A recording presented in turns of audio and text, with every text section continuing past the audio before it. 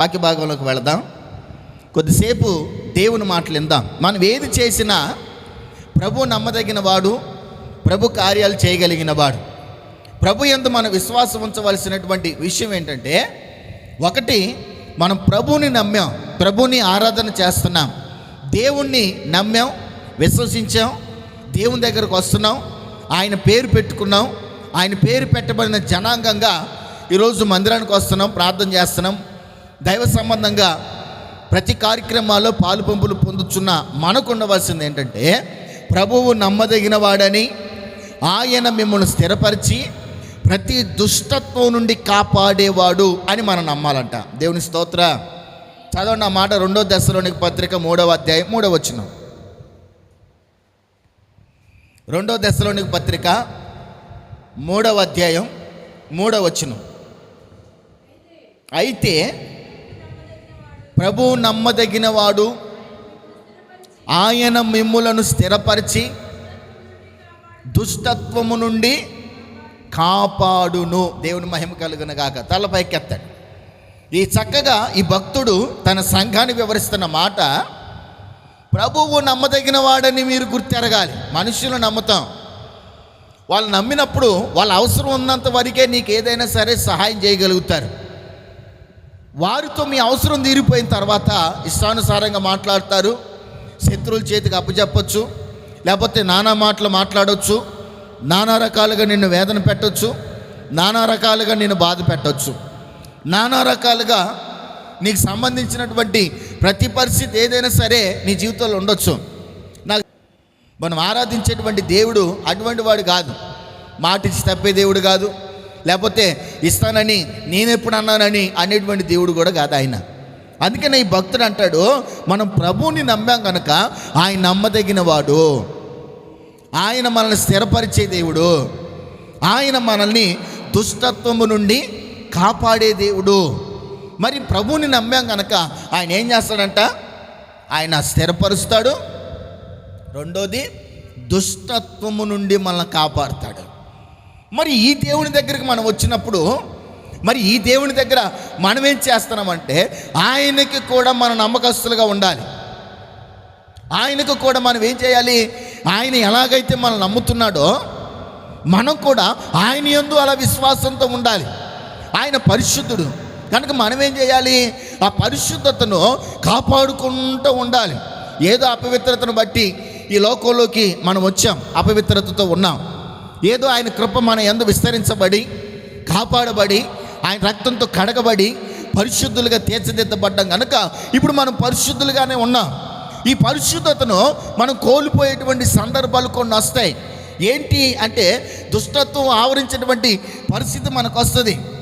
ఈ లోకంలో వెళుతున్నప్పుడు చూపుల ద్వారా కావచ్చు, నడవడిక ద్వారా కావచ్చు, లేకపోతే ప్రవర్తన ద్వారా కావచ్చు, వినికిడి ద్వారా కావచ్చు, మాటల ద్వారా కావచ్చు, లేకపోతే ఏదైనా పరిస్థితుల ప్రభావ దృశ్య మనం పాపులంగా వెళ్తున్నటువంటి సందర్భాలు మన మనసు హెచ్చరిక చేస్తుంది. ఏమన్నా తెలుసా? నువ్వు వెళ్తున్న మార్గం తప్పుడు మార్గంలో వెళ్తున్నావు, ఇది అపవిత్రమైన మార్గం, ఈ మార్గాల్లో నువ్వు వెళ్ళకూడదని ఒకవేళ నీ మనసు హెచ్చరిక చేసినప్పుడు దానికి విరుద్ధంగా నువ్వు ఏనాడు కూడా ప్రవర్తించకూడదు.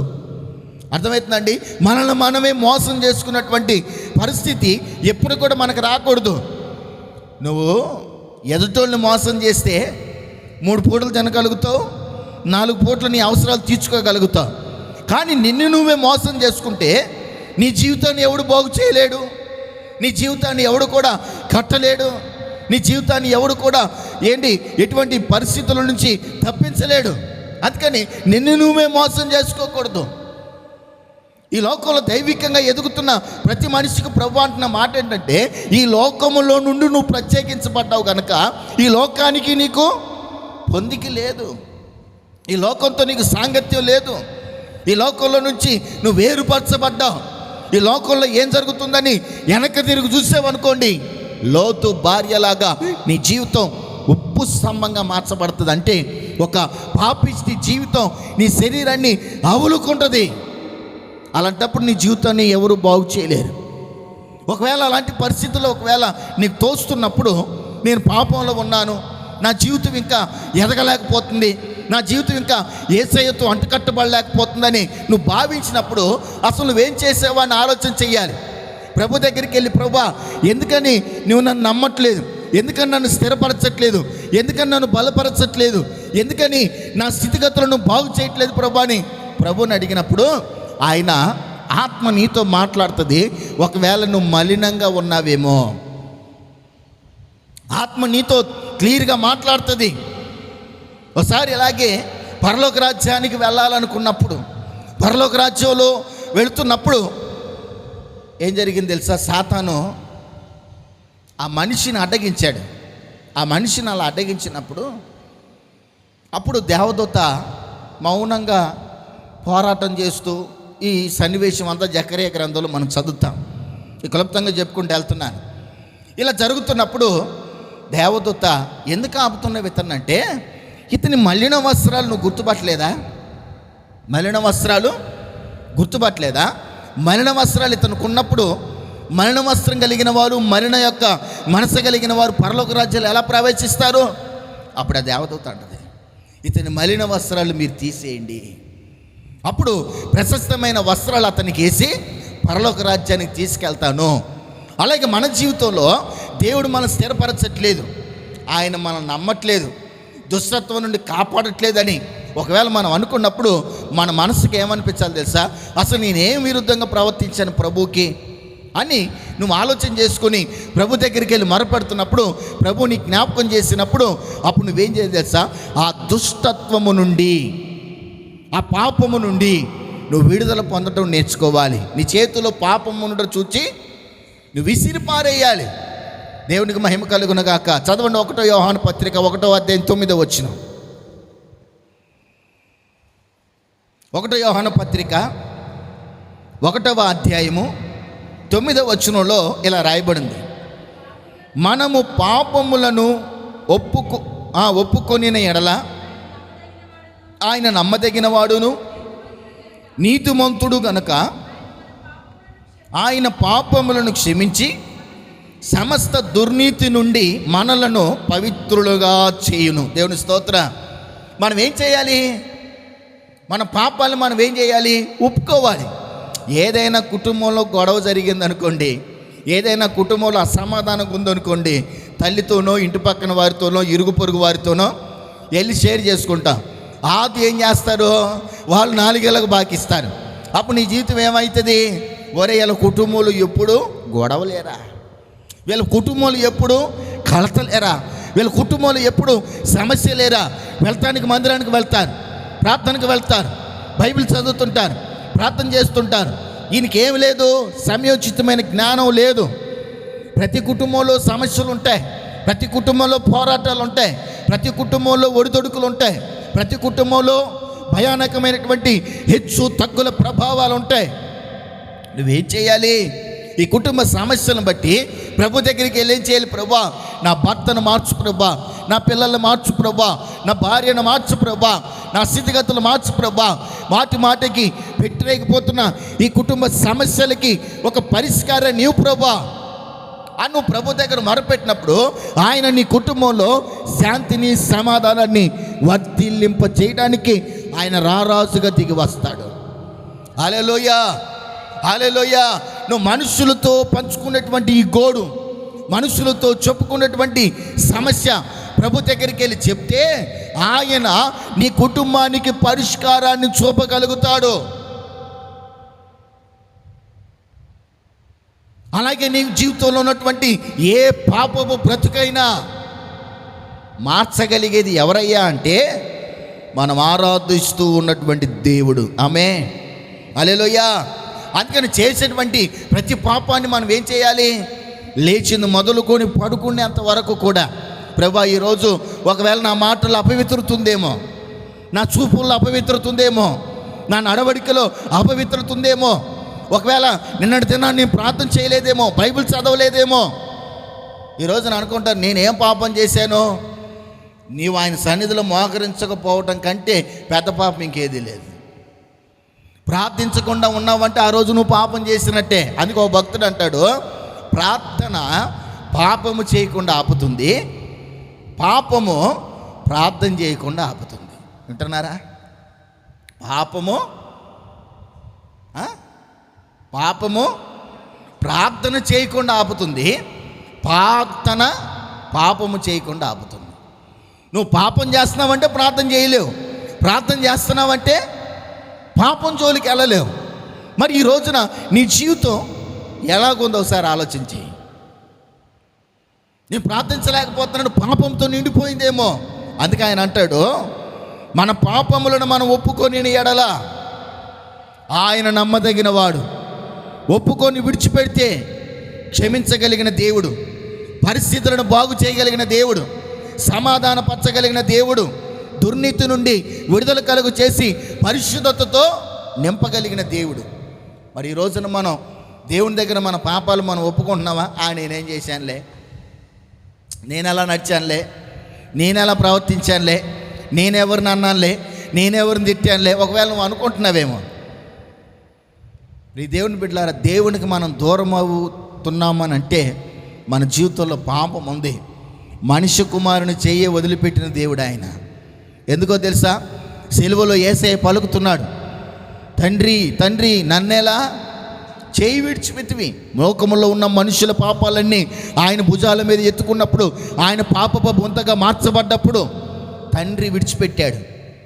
ఇప్పుడు దేవుని బిడ్డలారా, ఎప్పుడైతే మన పాపములను మనం ఒప్పుకుంటామో దేవుడు వాటన్నిటికీ ప్రాయశ్చిత్తాన్ని దేవుడు కలుగు చేస్తాడు.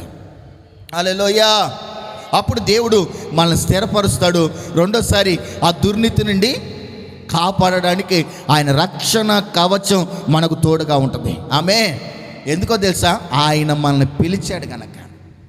ఆయన మనల్ని ఏం చేశాడు? ఆయన పిలిచాడు కనుక, పిలిచినవాడు నమ్మదగిన వాడు.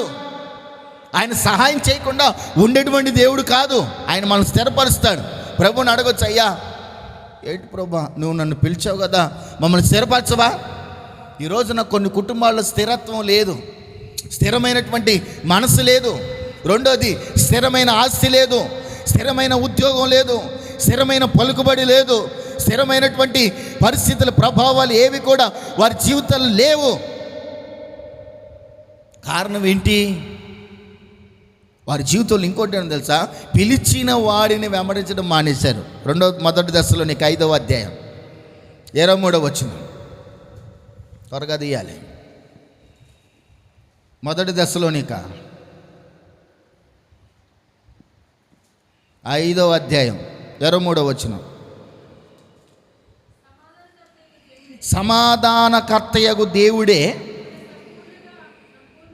మిమ్మల్ని సంపూర్ణులుగా పరిశుద్ధ పరుచునుగాక, మీ ఆత్మయు జీవము శరీరము మన ప్రభువైన యేసుక్రీస్తు రాకడయందు నిందారహితముగాను సంపూర్ణముగాను ఉండునట్లు కాపాడబడునుగాక.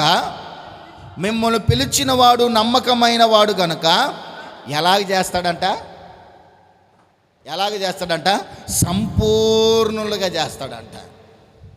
ఆమె మనల్ని పిలిచింది ఎవరు? ఎందుకు ఆయన పరిశుద్ధపరుస్తున్నాడంటే, సమాధానకర్తయగు దేవుడే మన సంపూర్ణ పరిశుద్ధపరచబడిన గాక. మనుషులెవరు పరిశుద్ధపరచబడలేరు, మనుషులెవరు నిన్ను శుద్ధీకరించలేరు, మనుషులెవరు నిన్ను బాగు చేయలేరు, మనుషులు ఎవరు కూడా నీ శరీరానికి పాప విమోచన కలుగు చేయలేరు. దేవుడు మాత్రమే చేయగలుగుతాడు. దేవుని స్తోత్ర. చెప్పండి గట్టిగా, హల్లెలూయా హల్లెలూయా. ఆయన పిలవబడిన వారికి కాపుదలగా ఉండే దేవుడు. మరి ఈ రోజున పిలిచాడా లేదా అని ప్రభువుకి ప్రతిరోజు, అయ్యా నన్ను పిలిచావు కదా, మరి నన్ను పిలిచావు కదా, నన్ను ఎందుకు సమాధానపరచట్లేదు, నన్ను ఎందుకు సంపూర్ణంగా చేయట్లేదు, నన్ను పిలిచావు కదా, ప్రభుని అడిగావా? ప్రభు దగ్గరికి వెళ్ళి, అయ్యా నువ్వు పిలిచావు కదా అని ప్రభుని అడిగావా? తల్లిదండ్రులను అడుగుతాం, కన్నావు కదా ముద్ద పెట్టలేవా, కన్నావు కదా గొడ్లు కొనీలేవా, కన్నావు కదా ఆస్తి ఇవ్వలేవా, కన్నావు కదా నా జీవితాన్ని బాగు చేయలేవని అడుగుతావు కదా.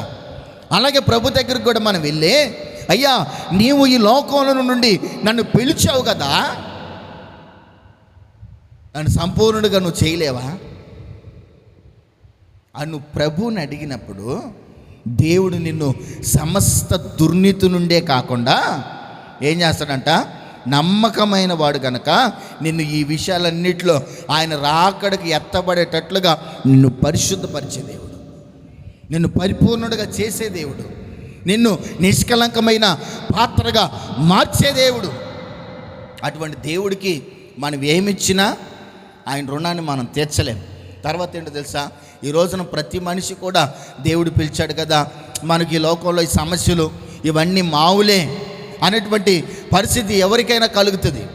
క్రైస్తవుడికైనా ఈ లోకంలో ఉన్న వాళ్ళకైనా శోధనలు అనేవి కలుగుతాయి. దేవునిలో ఉన్నవారికైనా దేవునిలో లేని వారికైనా. కొంతమంది వాళ్ళు చెప్పే మాట ఏంటంటే, అండి నా వయసు ఎంతండి, నేను బాధలు అనుభవించే బాధ ఎంతండి, నా వయసుకి ఉన్న బాధలు సమస్యలు ఉన్నాయా? చిన్నపిల్లడికి కూడా సమస్యలు ఉంటాయి. 1వ తరగతి అంటాడు, ఎల్కేజీలో ఎగ్జామ్ పెడితే నేనే రాస్తాను అంటాడు. వాడికి ఏం తెలుసు పాపం. అలాగే ఇంకా కొన్ని స్కూల్స్ ఉన్నాయి. ఏంటి అవి? గురుకుల పాఠశాల. అందులో జాయిన్ అవ్వాలంటే అందులో ఒక ఎగ్జామ్. ఎవడుకునే సమస్యలు ఆడుకున్నాయి, ఎవడుకునే ప్రాబ్లమ్స్ వాళ్ళకున్నాయి, ఎవరికి ఉన్నటువంటి నిట్టూర్పు వాళ్ళకుంది. ఈ రోజున పెద్దవాళ్ళు కూడా దేవుళ్ళు ఎదుగుతున్న వాళ్ళు, ప్రార్థన చేస్తున్న వాళ్ళు కూడా నా వయసు ఎంత అండి, నా జీవితం ఎంత అండి, నేను తట్టుకోలేనని బాధలు నా మీద మోపబడితే నేను ఎలా చేయాలి? చిన్నోళ్ళకైనా పెద్దోళ్ళకైనా ముసలోళ్ళకైనా వయసు కలిగిన వారికైనా దేవుని వాక్యం చెబుతుంది, మనుష్యులు తట్టుకోగలిగిన శోధన శ్రమ మాత్రం ప్రభు పెడతాడు. ఏం పెడతాడు? నిజమండి, బైబిల్లో కూడా అదే ఉంది కదా. 1 కొరింథీ 10వ అధ్యాయం 13వ వచనం చదవండి. 1 కొరింథీ 10వ అధ్యాయం 13 చదవండి.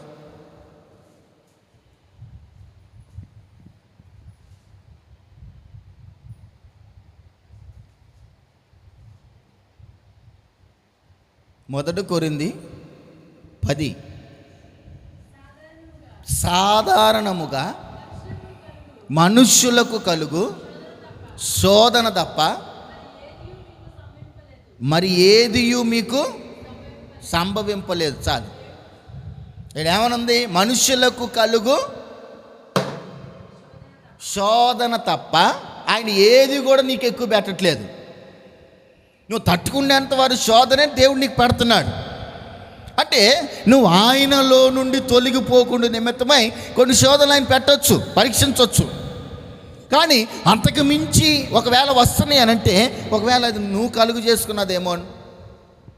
ఆయనలో నుంచి తొలగిపోయి, ఆయనలో నుంచి వేరుపరచబడి, ఆయనలో నుంచి ఒకవేళ నీ ఇష్టానుసారంగా ప్రవర్తించి, నీ ఇష్టం వచ్చినట్టు నడిచి, నీ ఇష్టం వచ్చినట్టు ఆలోచన చేసి వినాలి, నీ ఇష్టం వచ్చినట్టు ఆలోచన చేసి ఒకవేళ ప్రవర్తిస్తే, ఒకవేళ దేవుడు చేయి విడిచిపెట్టినప్పుడు అప్పుడు నీ జీవితంలో మోయలేనన్ని భారాలు నీ నెత్తి మీద పడవచ్చు. మరి ఇవి ఎందుకు కలుగుతున్నాయో ఒకసారి ఆలోచన చేయి. ఆయన పిలిచిన వాడు, నమ్మదగిన వాడు, ఆయనలో నుంచి తొలగిపోకుండా నిమిత్తమై కొన్ని శ్రమలు నీకు పెడతాడు. ఆయనతో అంటు కట్టబడడానికి. భరించలేనన్ని నీ జీవితంలోకి వస్తున్నాయి అంటే ఒకవేళ నీ ప్రవర్తన మారిపోయి ఉండొచ్చు, నీ ఆలోచన మారిపోయి ఉండవచ్చు, నీ పరిస్థితులు మారిపోయి ఉండవచ్చు. అయ్యో ఈ శ్రమల్ని తట్టుకోలేకపోతున్నాను, అయ్యో ఈ వేదనని తట్టుకోలేకపోతున్నాను, అయ్యో ఈ బాధలు నేను తట్టుకోలేకపోతున్నాను, ఏంటి నాకు ఈ పరిస్థితి అని ఒకవేళ నువ్వు అనుకుంటే నీ ప్రవర్తన పూర్తిగా ఆయనలో నుండి తొలగిపోయి ఉండవచ్చు. ఆయనలో నుండి ఒకవేళ నువ్వు వేరుపడ్డావేమో, దేవుడు నాకు అవసరం లేదు, నేను నడిచే నడక చాలు, నేను సంపాదిస్తున్నాను, నేను తింటున్నాను, ఎవరి జోలు నాకు అనవసరం, దేవుడి జోలు నాకు అనవసరం, ప్రార్థించకపోతే ఎట్లాగా అని క్రైస్తవుడు ఆలోచన చేస్తాడు. నేను కష్టపడుతున్నా, నా తిండి నేను తింటున్నాను, ఇక దేవుడితో నాకు పని ఏంటని సుఖానుభవం కలిగిన వాడు అనుకుంటాడు. నీ కష్టంతో దేవుని కృప తోడైతేనే అది నువ్వు భుజించగలుగుతావు. హల్లెలూయా. చెప్పండి గట్టిగా, హల్లెలూయా. నువ్వు కష్టపడకుండా దేవుని దగ్గర కూర్చుంటే దేవుడు తీసుకొచ్చి పెడతాడని కాదు. నువ్వు కష్టపడుతూ పనిచేస్తూ దేవుని మీద ఆధారపడ్డప్పుడు అది నీకు ఆరోగ్యాన్ని కలుగజేస్తుంది. ఆమేన్, హల్లెలూయా. ఈ రోజున చాలామంది అనేమో ఏంటి ఈ బాధలు ఏంటి, ఈ వేదనలు ఏంటి, ఈ శ్రమలు ఏంటి, అమ్మో ఏంతో నీ పడలేకపోతున్నాను, అయ్యో ఈ కుటుంబంతో నీ పడలేకపోతున్నాను, అయ్యో ఈ ప్రాబ్లమ్స్ నేను ఎదుర్కోలేకపోతున్నాను. ఎవడు చేయమన్నాడు? కొంతమంది బోలెడన్ని అప్పులు చేస్తారు. అయ్యో ఈ అప్పులు నేను తీర్చలేకపోతున్నాను. నీకు వచ్చే జీతం ఎంత, నువ్వు చేసే అప్పు ఎంత? మొన్న ఒక ఆయన ఫోన్ చేశాడు, నేను కార్పొరేషన్ లోన్ పెట్టుకున్నాను, ఓ 3 లక్షలు 4 లక్షలు వచ్చినాయి, వచ్చిన దాంతో ఓ 10 లక్షల రూపాయలు కారు తీసుకుంటున్నాను అన్నాడు. ఓరే నువ్వు తీసుకున్న 4 లక్షలు అప్పు, మళ్ళీ ఇంకో 10 లక్షలు అప్పు, ఈ అప్పు ఎట్ట కడతావు, ఆ అప్పు ఎట్ట కడతావు అని అడిగితే నీ కారు కొంట నువ్వు ఓర్చుకోలేకపోతున్నావు అంటున్నాడు. మనుషులు అలా తయారయ్యారు, మనుషులు అలా తయారయ్యారు. హల్లెలూయా, చెప్పండి గట్టిగా హల్లెలూయా. ఈ రోజున నీ స్థితి ఏమిటో, నీ రాబడి ఎంతో, అందులో 10% 15% నీ అప్పు చేయాలి. మిగతాది చేసి నేను తీర్చలేకపోతున్నాను, నా వల్ల కావట్లేదంటే ఆ దారి వేరు. ఈ రోజున అనేక మంది కుటుంబ సమస్యలు ఎందుకు వస్తున్నాయా అంటే, నువ్వు ఉన్నది ఇంత, నువ్వు చేసేది ఎంత అయితే ఎట్లా? అదే చేసేదేదో దైవికంగా చేస్తే నీ జీవితం దీవించబడదా, నీ జీవితం ఆశీర్వదించబడదా? మనం నమ్మాలి. ఏమన్నా తెలుసా? ఆయన నమ్మదగినవాడు. ఎవరు? తలపైకే చెప్పండి. యేసయ్య నమ్మదగినవాడు. ఎవరండి? యేసయ్య చెప్పాలి, నమ్మదగినవాడు.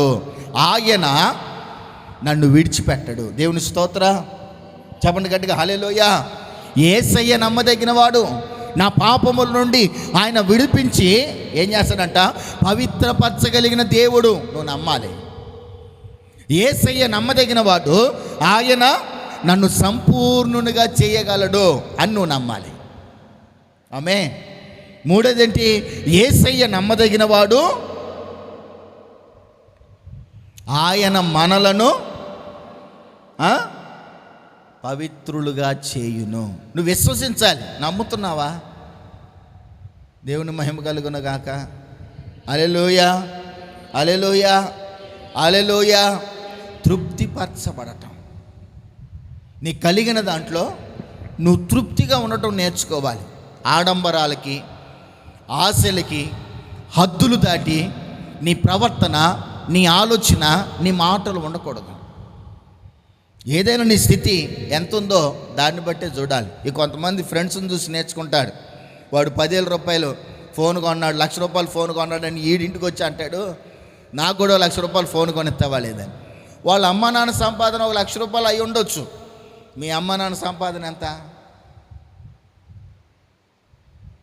పూర్తిగా భిన్నంగా ఉన్నప్పుడు స్థితికి మించిన ఆశలు ఉండకూడదు, స్థితికి మించిన కోరికలు ఉండకూడదు, స్థితికి మించినటువంటి పరిస్థితులు నీకు ఉండకూడదు. నువ్వు చిన్నప్పటి నుంచి ఎలా ఎదిగావో పెద్ద అయిన తర్వాత కూడా అలాగే నీ పరిస్థితి అలా ఉండాలి. దాన్ని మించకూడదు, దాన్ని దాటి వెళ్ళకూడదు. ఈ రోజున అనేక మంది ఆశలకు హద్దులు ఉండవు. కాలేజీలకు వెళ్తారా, వాళ్ళు మోకాలు దాకేస్తారు ప్యాంట్. మొన్నోసారి నేను బండి మీద వెళ్తున్నానా, మోకాళ్ళు కిందకేసిందండి ప్యాంట్ ఆమె. ఈ రోజున తల్లిదండ్రులు బట్టలు కొనిచ్చిన చాలినట్టుగా మోకాళ్ళ కిందకి మాత్రమే, కీళ్ళ పైకి రాట్లు. లోకస్తులు ప్రవర్తించినట్టుగా మన ప్రవర్తన ఉండకూడదు. లోకము దాని ఆశలు గతించిపోతాయి. ఈరోజు నీకు శ్రమలు, ఇబ్బందులు, ఇరుకులు, సమస్యలు చుట్టుముడుతున్నాయి అంటే నీ ఆశలు హద్దులు దాటుతున్నాయి. ఉండొచ్చు, కోరికలు ఉండొచ్చు, కోరికలు గుర్రాలై పరిగెత్తకూడదు. అర్థమైందండి? ప్రతి మనిషికి కోరికలు ఉండొచ్చు, ఆ కోరికలు గుర్రాలై పరిగెత్తకూడదు. ఈ రోజున కోరికలు గుర్రాలై పరిగెడతా ఉంటే దానికి వీళ్ళు ఆ స్తోమత లేక వాళ్ళే శపించుకుంటున్నారు, వాళ్ళే దూషించుకుంటున్నారు. ఏమండి ఈ రోజున ఏమండి మేము అడిగింది కొని లేనప్పుడు ఎందుకు కన్నావు? పిల్లలు తల్లిదండ్రుల్ని ఎందుకు కన్నావు? మేము అడిగింది ఇవ్వలేనప్పుడు ఇక మమ్మల్ని ఎందుకు అన్నావు, మమ్మల్ని ఎందుకు పెంచావు? ఎంతవరకు పెంచడమే దండగా. ప్రైజ్లా, హల్లెలూయా. వాళ్ళు ఏదో కొన్నారు, వీళ్ళు ఏదో కొనుక్కోవాలి. వాళ్ళు ఏదో 2 బిల్డింగులు కొన్నారు, వీళ్ళు ఏదో ఒక బిల్డింగ్ అన్నారు. ఒక బిల్డింగ్ ఉండొచ్చు. మన దేవుడు మన దరిద్రులను చేసే దేవుడు కాదు కదా. దరిద్రులను చేస్తాడా? ఆయన ఐశ్వర్యవంతుడు. ఆమె ఆయన ఆకాశ వాకిళ్ళు ఇప్పి ధననిధిని కురిపించే దేవుడు ఆయన. దేవునికి మహిమ కలుగును గాక. చెప్పండి గట్టిగా హల్లెలూయా. నీ తట్టుకోగలిగిన శోధన, నీ స్థితి ఏంటో ప్రభుని అడుగు. ప్రభువా, యేసయ్యా, నాయనా అని నువ్వు ప్రభుని అడుగు. నువ్వేది ఆయనకి నీకు సహవాసం కుదిరినప్పుడు నీకేది ఇష్టమో ప్రభుని అడుగు, ఆయన ఇస్తాడు. ఆమె ఈరోజున అనేక మంది ఇష్టం వచ్చినట్టుగా ప్రవర్తించడం నేర్చుకుంటున్నారు. దాని ద్వారా వచ్చే శ్రమలు నేను తట్టుకోలేకపోతున్నాను అంటున్నారు. ఎందుకు ఆరోగ్యం సహకరించినప్పుడు, నీ పరిస్థితులు నీకు ఎదురు తిరుగుతున్నప్పుడు దాని జోలికి వెళ్ళటం మానే ప్రభు మీద ఆధారపడు. ఆయనే నీకు తోడై నీ జీవితాన్ని ఒక ఉన్నతమైన బాటగా దేవుడు నడిపిస్తాడు. ఆమె హల్లెలూయా. ఒకవేళ శ్రమ వచ్చిందనుకోండి, కన్నీరు కార్చే శ్రమ వచ్చిందనుకోండి, హృదయం బద్దలయ్యే శ్రమ వచ్చిందనుకోండి, వెళ్ళి ప్రభు దగ్గర అడుగయ్యా, నువ్వు నమ్మదగిన వాడు కదా, నా జీవితం నలిగిపోతుంది, నా జీవితం విసిగి వేసారిపోతుంది, నీవే నమ్మదగిన వాడివి, నువ్వే ఏదో ఒకటి సహాయం చేయి ప్రభు అని ప్రభుని అడుగు. ఇలాగే మాట చెప్పి నేను ముగిస్తాను. ఇలాగే సేవకుడు ఇలాగే వాక్యం చెప్పిన తర్వాత ఓ సేవకురాలు వచ్చింది. వచ్చి సేవకుడితో అంటుంది, అయ్యా ఇలాగే నా భర్త కూడా ఒక ప్రవక్తే, నా భర్త కూడా ఒక ప్రవక్తే. ఆయన తన సేవా జీవితంలో తన పరిస్థితుల్లో అప్పులు చేసి చనిపోయాడు, అవి తీర్చకుండా చనిపోయాడు. ఇప్పుడు అప్పు ఇచ్చిన వాళ్ళందరూ నా ఇంటి దగ్గరకు వచ్చి నా పిల్లల్ని ఎత్తుకుపోతాం జీతగాళ్ళలాగా అంటున్నారు. మరి నీ దగ్గర పనిచేశాడు, ఇంతవరకు మేము యేసయ్యనే నమ్మాం, ఆయన మీద ఆధారపడ్డాం, నీవు మాకేదైనా సహాయం చేయగలుగుతావా? సేవకుడి దగ్గరకు వచ్చి అడిగాడు, అమ్మా మేమేం చేయగలుగుతాం, ఏదైనా మీరు ఇస్తే దాన్ని ప్రభు దగ్గర పెట్టి కృతజ్ఞతాస్తుతులు చెల్లించి మేము దాన్ని ఆశీర్వదించే వాళ్ళమే కానీ మేమేం చేయగలుగుతాం అని ఆ సేవకు. మరి ఇప్పుడు ఏంటి నా పరిస్థితి ఏంటి? నా పిల్లల్ని ఎత్తుకెళ్తానంటే నా పిల్లల్ని నేను ఎలా ఇస్తాను? సేవకుడు ప్రార్థన చేసి ఆలోచన చేశాడు. సరే నీ ఇంట్లో ఏముంది? ప్రైజలా చెప్పండి హల్లెలూయా. నీ ఇంట్లో ఏముంది? నా ఇంట్లో ఏమీ లేదు. నా భర్త చనిపోయి ఇప్పుడు కొన్ని రోజులైతే బయటికి వెళ్ళకూడదని ఇంట్లోనే కూర్చొని ఏదో తోచిందంతా తినబట్టి పాత్రలన్నీ ఖాళీ అయిపోయాయి. ఏదో నూనె మాత్రం ఉంది. ఏముంది? నూనె మాత్రం ఉంది. నూనె ఉందా? అయితే ఒక పని చేయి, నీ పిల్లల్ని నీ గదిలోకి తీసుకెళ్ళి తలుపేసుకో. దానికంటే ముందు ఇరుగు పొరుగు వారి దగ్గరికి వెళ్ళి పాత్రలు తెచ్చుకో, అరువు తెచ్చుకో, గదిలో పెట్టు, ప్రార్థన చేయి, ఒక్కొక్క దాంట్లో ఒక్కొక్క బొట్టే అని ఆ సేవకుడు చెప్పాడు. మనోళ్ళు అయితే ఏం చేస్తారు? ఏటి ఉన్న నూనె ఎంత? ఏంటన్నా ఉన్న నూనె ఎంత? నువ్వు ఇరుగు పొరుగు వాళ్ళందరి దగ్గరికి వెళ్ళి దేశాలు ఎత్తురమ్మన్నావు, దేశాలు తీసుకొచ్చి ఒక్కొక్క బొట్టేసి నేను పైకెత్తు స్తోత్రం అంటే దేశాలు నిడతాయా? ఈరోజు మనోళ్ళు అనే మాట అంతే,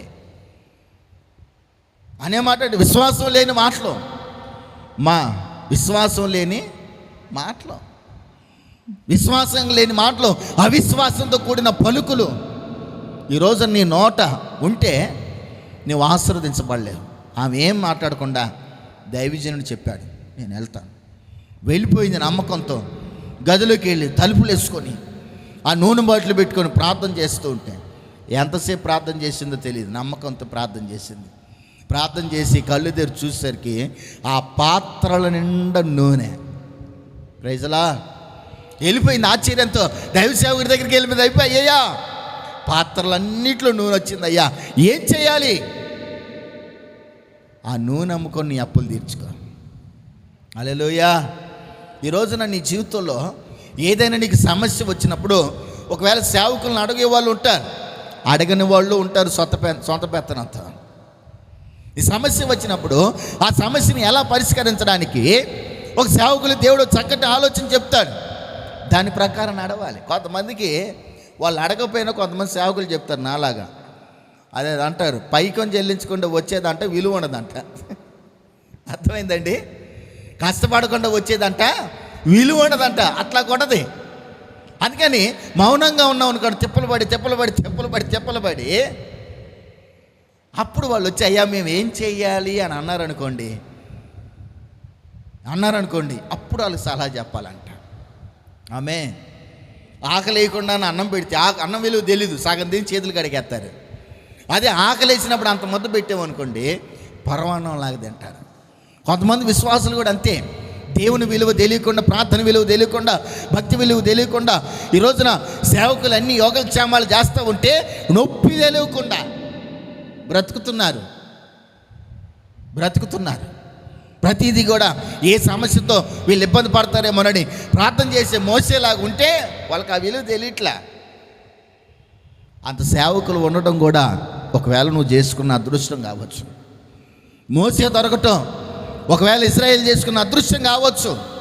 అందుకని ప్రతి సమస్యకు వెళ్ళి వాళ్ళని కంటే ముందుగా మోసే వెళ్ళి నన్ను చంపు, నా పేరు తీసేయి అంటా ఉంటే దేవుడికి మండి